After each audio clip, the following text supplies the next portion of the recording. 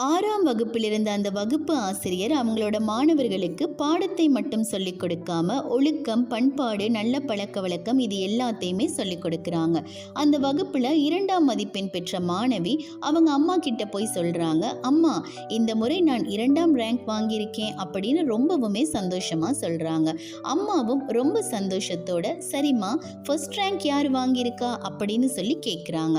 அதுக்கு அவங்க மகள், நம்ம வீட்டில் வேலை பார்க்குறாங்களே அவங்களோட மகள் தாம்மா, என்னோட ரொம்ப க்ளோஸ் ஃப்ரெண்ட் அப்படின்னு சொல்கிறாங்க. உடனே அந்த அம்மா, நம்ம வீட்டில் வேலை செய்கிறவங்களோட பொண்ணு 1ஆம் ரேங்க் எடுத்திருக்காங்களா, என்னோட பொண்ணு 2nd ரேங்க்கா, அது எப்படி சாத்தியமாகும் அப்படின்னு சொல்லி அந்த வீட்டில் வேலை பார்க்குறதான அந்த பொண்ணை கூப்பிட்டு சொல்கிறாங்க, நாளையிலிருந்து நீங்கள் இங்கே வேலைக்கு வராதீங்க அப்படின்னு சொல்லி சொல்கிறாங்க.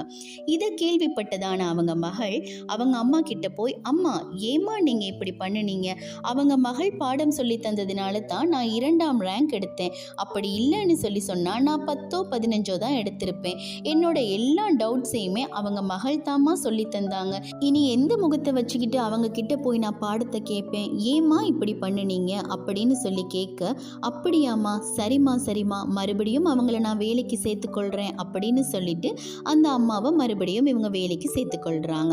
இந்த விஷயம் கேள்விப்பட்டதான அவங்களுடைய பொண்ணு இந்த நண்பியை கூப்பிட்டு கேட்குறாங்க, நான் உனக்கு எந்த ஒரு பாடத்தையும் சொல்லிக் கொடுக்கலன்னு உனக்கும் தெரியும் எனக்கும் தெரியும், ஆனால் எங்கள் குடும்ப சூழ்நிலையை தெரிஞ்சு கொண்டு எங்கள் அம்மாவை மறுபடியும் வேலைக்கு சேர்த்து கொண்டதுக்கு ரொம்ப தேங்க்ஸ் டி அப்படின்னு சொல்லி சொல்கிறாங்க. அதுக்கு அந்த நண்பி, இதெல்லாம் ஒரு விஷயமா, நீ என்னோட ஃப்ரெண்டு அப்படின்னு சொல்லி சொல்கிறாங்க. இதை பார்த்து கொண்டிருந்ததான வகுப்பு ஆசிரியர் அவங்க நல்லாசிரியர் விருது வாங்கியிருந்தா எவ்வளவு சந்தோஷப்பட்டிருப்பாங்களோ அதை விட பல மடங்கு அதிகமாக சந்தோஷப்படுறாங்க.